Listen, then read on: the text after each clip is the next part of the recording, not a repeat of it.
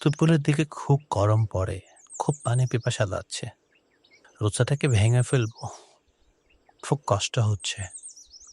হুম, থাক। রমজান মানে শুধু না খেয়ে থাকা নয়, রমজান মানে ধৈর্য শিখা। আমাকে দৃঢ় প্রতিজ্ঞভাবে রোজাটা সম্পূর্ণ করতেই হবে।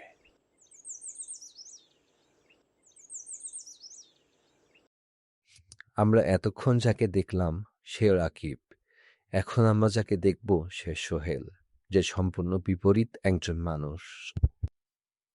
সোহেল না রোজা করে না নামাজ পড়ে। সে রমজান মাসেও সকালে অনেক লেট করে উঠে, তারপর সে ব্রেকফাস্ট করতে যায়, ব্রেকফাস্ট করে বের হয়ে যায় বন্ধুদের সাথে আড্ডা দিতে।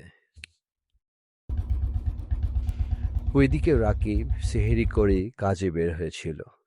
সে ডেলিভারি করতে একটি মলে যায়। ডেলিভারি দিয়ে আসার সময় সে দেখে সোহেল আর তার ফ্রেন্ডরা মিলে কোল্ড ড্রিঙ্কস খাচ্ছে। তার খুব পিপাসা লাগে, কিন্তু সে সেখান থেকে চলে যেতে চায়। সোহেল বিষয়টা লক্ষ্য করে, সে রাকিবকে তার কাছে ডাকে। কি ভাই, তৃষ্ণা পেয়েছে? খাবে নাকি? না ভাই, আমি তো রোজা। কথাটা শুনে সোহেলের অনেক খারাপ লাগে। মনে হয় সে রোজা নেই কেন। সোহেল ভাবে সে রোজা থাকবে, কিন্তু তার বন্ধুরা বলে, আরে রোজা থেকে কি করবি? জাস্ট না খেয়ে থাকলেই কি তোর ইমান ঠিক থাকবে নাকি?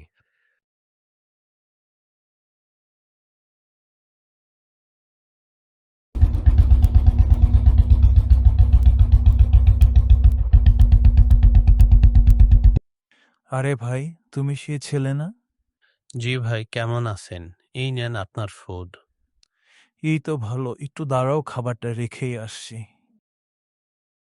ভাই, তুমি রোজা রেখে এত কষ্ট করো, রোজা রেখে না খেয়ে এত কাজ করা তো বোকামি। ভাই, রোজা হচ্ছে সাধনা, আর আল্লাহ আমাদের এই মাসটা দিয়েছেন নিজেকে সংযত করার জন্য, নিজেকে নিয়ন্ত্রণ করতে শেখার জন্য। রোজা থেকে নামাজ পড়ে কি বা লাভ? দিন শেষে তুমি আমি কোনো কিছুই পাবো না। রোজা বা নামাজ কোনোটাই লাভের জন্য না, বরং এগুলো আমাদের নিজেদের সংশোধনের জন্য। আর আমাদের সৃষ্টিকর্তা এগুলো আমাদের প্রতি ফরজ করেছেন। এগুলো পালন না করা হারাম, এর ফলে আমাদের গুনাহ হবে। ভাই, আমি তো এতদিন বুঝি নাই, আমার তো কত গুনাহ হয়েছে, এখন কি হবে আমার?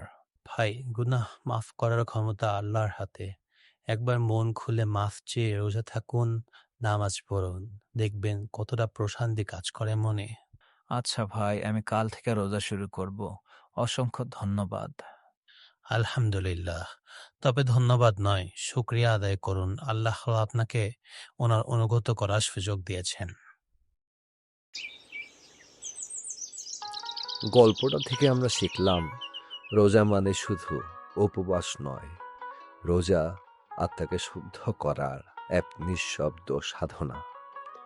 ক্ষুধা মানুষকে দুর্বল করে না, কিন্তু ধৈর্য মানুষকে শক্ত করে। এই শিক্ষা আমরা রোজা থেকে পাই। যে রোজা থাকে সে শুধু খাবার থেকে নয়, গুনাহ থেকেও দূরে থাকে। রোজার প্রতিটি কষ্টের মাঝে লুকিয়ে থাকে অফুরন্ত বরকত। ক্ষুধার কষ্টে যখন হৃদয় নরম হয়ে যায়, আমরা অসহায় হয়ে পড়ি, তখন আমাদের মনে অসহায় মানুষদের কষ্টের উপলব্ধি হয়। রোজা আমাদের আত্মা যেমন পরিশুদ্ধ করে, ঠিক তেমনি আমাদের মনকে সতেজ করে। আমাদের মনে রাখতে হবে, সারাদিন না খেয়ে পিপাসায় যখন আমরা ক্লান্ত আর অসহায় হয়ে যাই, ঠিক তখন আমাদের রব আমাদের দয়া করেন, আমাদের রিজিক দেন। এভাবে আমাদেরও উচিত সকলের পাশে থাকা। কেউ একজন অসহায় হয়ে পড়লে তাকে নিয়ে ঠাট্টা না করে তার পাশে দাঁড়ানো, তাকে সাহায্য করা।